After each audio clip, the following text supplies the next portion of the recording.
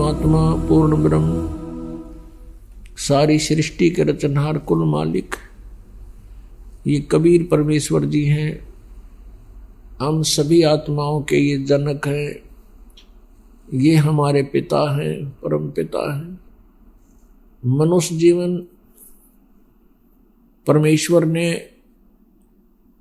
आत्म कल्याण के लिए ही दिया है, लेकिन हम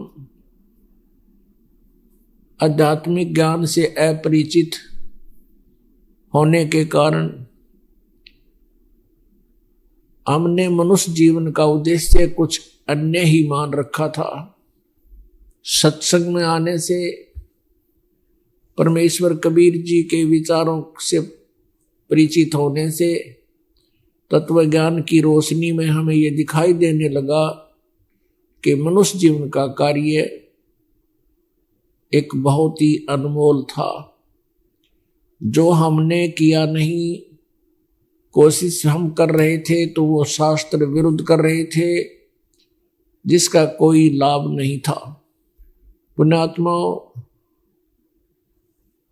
परमात्मा का पाना बहुत ही आसान है।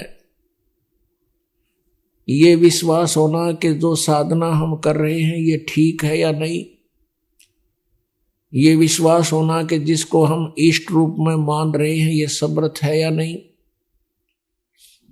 ये विश्वास होना अनिवार्य है।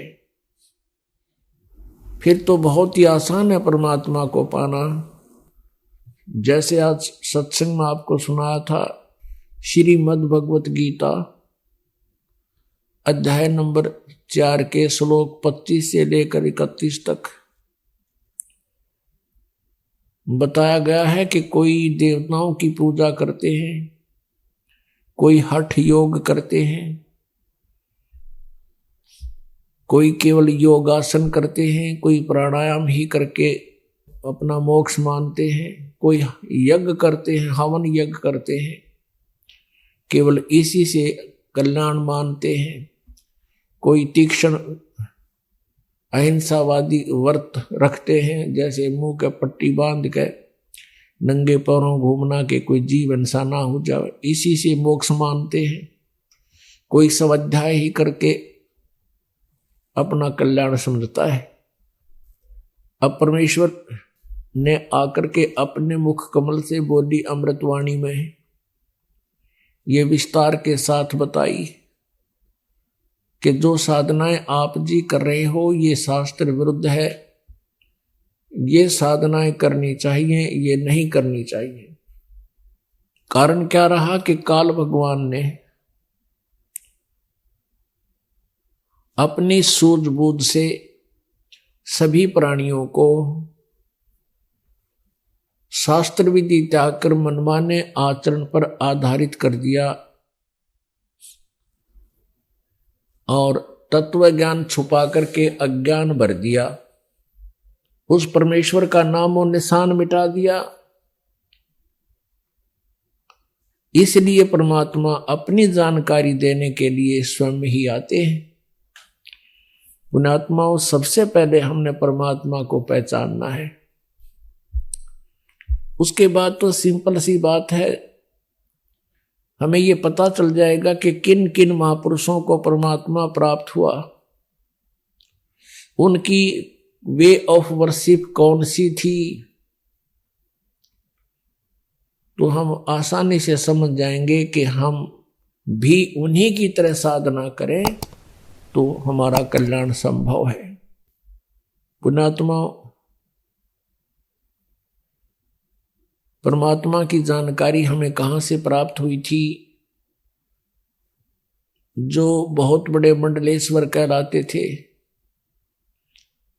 अपना एक विशेष ज्ञान जानते थे, बताते थे। वो कहते थे कि हम वेदों के अतिरिक्त किसी भी सदग्रंथ को सत्य नहीं मानते। वेदों में सत्य ज्ञान है, बिल्कुल सही है। और वो स्वयं वेदों से परिचित नहीं थे कि ये पवित्र वेद हमें क्या जानकारी देते हैं। तो इनमें परमात्मा का बाय नेम परिचय है, नाम सहित परिचय है। परमात्मा कैसी लीला करते हैं और वो जानकारी भी वेदों में है, संक्षिप्त में है, कोड वर्डों में है।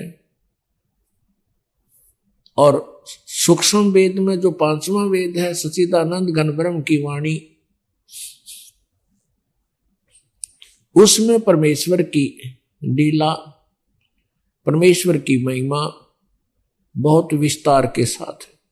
तो पहले हम वेदों से आपको प्रमाणित करेंगे कि कौन है परमात्मा और वो कैसी लीला करता है, तो फिर हमें विश्वास हो जाएगा कि सचमुच यही भगवान है जो वेदों में लिखा है कि परमात्मा ऐसी लीलाएं करता है और उसका ये नाम है। और फिर उन संतों जिनको वो मिले, उनकी वाणी में फिर वही ज्ञान है जो वेद बताते हैं।